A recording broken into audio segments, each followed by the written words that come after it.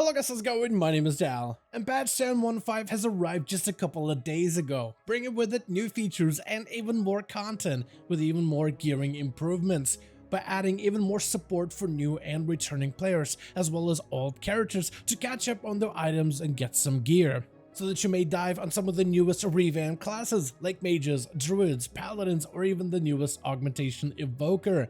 With many of you returning back for the patch 10.15, I've been getting messages from you guys asking me what is the most efficient way of currently catching up your characters.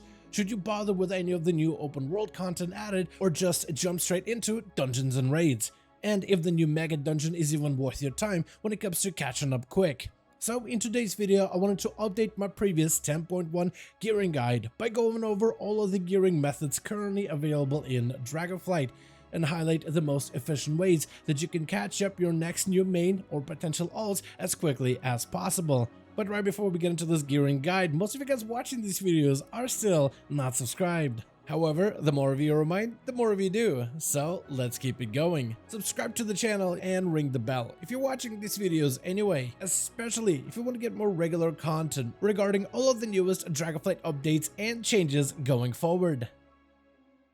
If you're just returning back for patch 10.15 or are thinking about swapping your mains and are looking to brush off the dust off of an old character, then that character may be entitled to a welcome back package. A welcome back package is designed to get your characters ready for the newest content as quickly as possible, by outfitting them with level appropriate gear so you can get back to questing and leveling in Dragonflight. Characters using the package will also have their bags replaced with plenty of additional inventory space, and all of your previously held items will be moved to make sure you start off with as much space as possible. Not to worry though, all of your valuables are still with you. They've just been mailed to that character to help free up space. You can always visit the mailbox to retrieve these items at a later time. The welcome back characters will also have their quest logs cleared out. These characters can also be ported directly to either Stormwind or Orgrimmar, and will be positioned right next to Chromie to choose their next questing adventure. And at level 60, they'll be ready to dive straight into Dragonflight leveling content.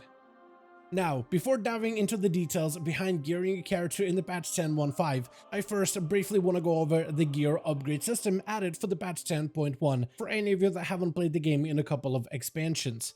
Just about every activity you engage with in Fractures of Time will award you with two currencies, Flight Stones as well as Shadowflame Crests. Flight Stones are easily earned through most of the PvE and open world content and make up the backbone of this new upgrade system. Then we have Crests and Crest Fragments. Crests come in four qualities, starting with a Raid Finder level Whelpling Crest, moving on to the normal quality Drake Crests, the heroic Worm Crests, and the mythic Aspect Crests. Each of these crests is earned through the difficulty appropriate content. This includes open world activities, dungeons, as well as raids. In Fractures of Time, a gear's maximum upgrade value depends on an item's starting level, and that item level determines the upgrading track. Lower valued items are limited by their upgrade ceiling, but higher quality gear can be made that much more powerful, leading to situations where normal raid gear can become as strong as heroic quality items, and even heroic raid gear can become as good as mythic raid equivalents.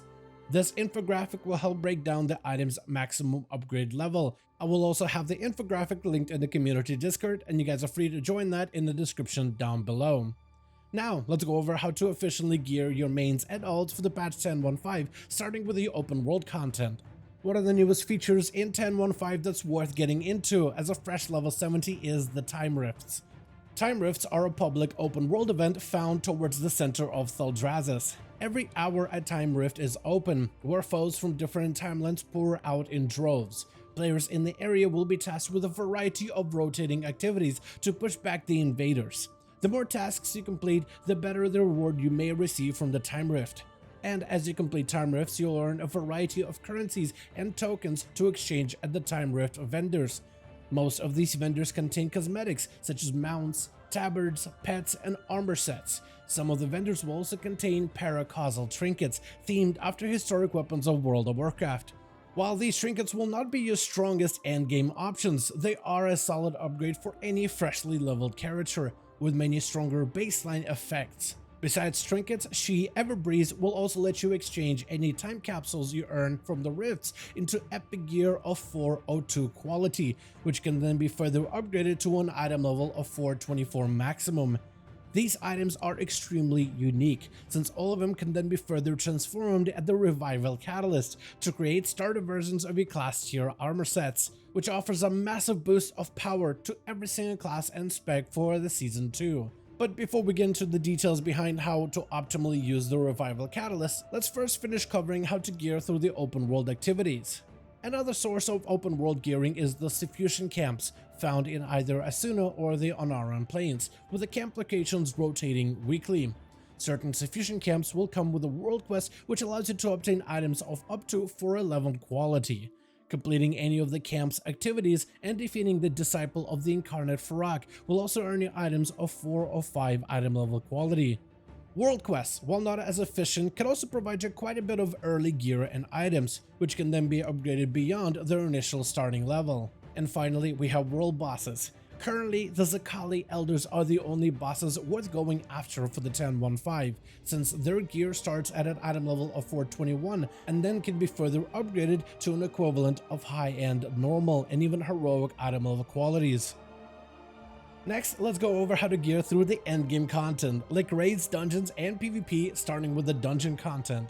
The new Mega Dungeon of Dawn of the Infinites offers a fantastic gearing opportunity as long as you're ready for a bit of challenge. This Mega Dungeon is an 8-boss instance that has a difficulty curve more similar to a heroic 5-man raid, while offering lucrative valuable loot in the process, featuring some of the stronger, higher item level weapons and some of the more powerful trinkets available, with every boss encounter also offering Aspect Crests to further upgrade your gear and items.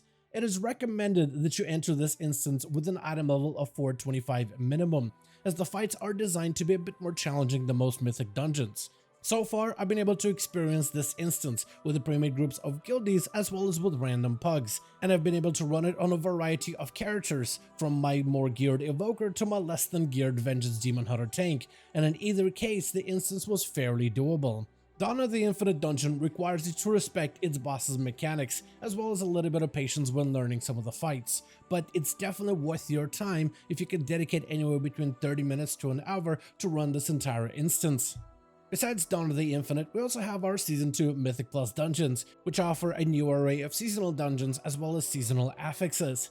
Pushing dungeons to a higher level presents you with a more challenging instance, with enemies empowered by different keystone affixes, but the more difficult the encounter, the greater the reward that you can collect from the end of the dungeon, as well as from the Great Vault every single week. Besides Mythic Plus dungeons, it also may be worth doing the heroic weekly dungeon quest if your character is somewhat undergeared. Completing 5 heroic dungeons offers you a reward, either a Drake Crest for gear upgrades or a chest with an item level 415 gear pieces, which can then be upgraded to 430 plus heroic level quality.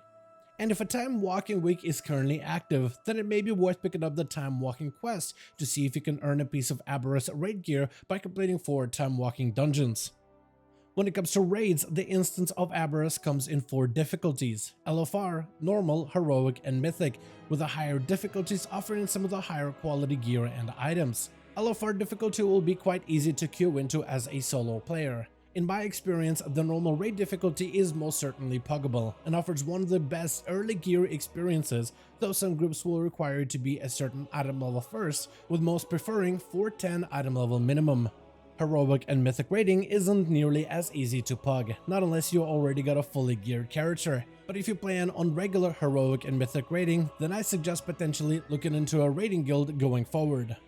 PvP gearing is fairly straightforward. Participating in casual PvP content like brawls, battlegrounds, and skirmishes allows you to earn honor to buy honor starter gear. Participating in rated PvP content like rated arenas, solo queue shuffle, and rated battlegrounds allows you to earn higher quality conquest pieces and items. Weekly PvP quests also help you earn a bit of honor and conquest, making them worth putting some time into. We also have War Mode PvP gear, which can be purchased for bloody tokens, awarded from competing in PvP world quests and slaying players out in the open world. These pieces can then also be further upgraded once you amass enough trophies of strife from the weekly War Mode PvP quest. Lastly, we have new catch-up boxes coming with the next Dragonflight reset, where Calderak's Conquest vendor in Veldraken will be able to sell you Conquest PvP boxes, which can then be mailed from your main to your alt characters, allowing your mains to use their Conquest points to directly outfit your alts in PvP items. To be eligible to buy these PvP boxes, your character needs to obtain rank of Challenger 1 for PvP. Each of these boxes will cost you 375 Conquest per item. That same week that the boxes are added, Conquest cap will also be lifted, allowing you to farm Conquest as much as possible to help outfit your alts in PvP gear. And over in the Zaralek Caverns, Spinsoa will be able to sell you Valor boxes, which is the Mythic Plus equivalent of the PvP boxes. These items will cost you 250 flight stones per box. Each box will have a random item of 398 item level dungeon pieces, and will require you to obtain at least 1000 Mythic Plus rating to purchase any of these boxes. And as you clear bosses within the raid of Aberrus, tackle Mythic Plus dungeons with your group, and earn honor within rated PvP, you'll have a chance of earning gear from the Great Vault, where the more of each endgame activity you participate in, and the higher the difficulty, the greater the rewards which can be obtained from inside the vault every weekly reset. While you may be able to fill out the vault with more options, you will only get to take one of these items every single reset, so make sure to choose carefully. Even if the Great Vault doesn't provide you with an upgrade that week, you can always exchange your reward for a token of merit. These tokens can then be exchanged at a token vendor to purchase items which may lead you to a future gear upgrade, such as an item which allows you to apply a gem socket on an existing piece of gear, or a Shadow Flame fragment so you can craft even more work order upgrades directly. The Revival Catalyst has been live in Dragonflight for the last couple of weeks and should hold at least 4 charges as of making of this video. The Revival Catalyst allows you to consume one of its charges to turn an item into a tier set version of that same slot, with a transformed item even gaining a tier set bonus in certain slots. You get a Revival Catalyst charge with every weekly reset. These charges are global, meaning that all of you active and non-active characters get a charge every week, though only certain item slots, such as helmets, shoulders, chest, legs, and gloves can be turned into tier set pieces with a tier set bonuses, so keep that in mind when spending your charges at the Revival Catalyst. Finally, we have the crafted work order gear, and as of the patch 10.1, you can start earning Shadowflame Sparks to create Shadowflame Season 2 work order items, which is an expansion on the work order system added with the release of Dragonflight. Earning Shadowflame Sparks comes with a bit of a catch-up, as every piece of endgame content has a chance of awarding you Shadowflame Spark fragments, allowing you alts to catch up on gear with items using the work order system. Using Shadowflame Crest, you can even craft special work order reagents, which can be used to upgrade your crafted gear to a maximum of 447 item level quality, allowing you to guarantee that these crafted items can become some of your best gear available. For any new players returning to Dragonflight, melee classes are heavily advised to invest into a crafted weapon as the very first work order option. Afterwards, I recommend checking out class guides to see which embellished gear and items should be your next priority, as every class and spec will have a different item they'll want to focus on first. As per usual, if you guys enjoyed this video or found it informative, go ahead and give it a thumbs up. I would very much appreciate it. And as always, in the description of every single video and live stream, we have a link to our Discord community channel. Probably the best place to reach out to me directly in case you want to let me know what you thought about this video or hang out with the rest of the community to discuss some of the upcoming changes. Join our Discord to become part of the community. But otherwise, thank you all so much for watching this video. I do hope you guys enjoyed. Let me know all of your thoughts down below. And as always, I'll see all of you guys in another video.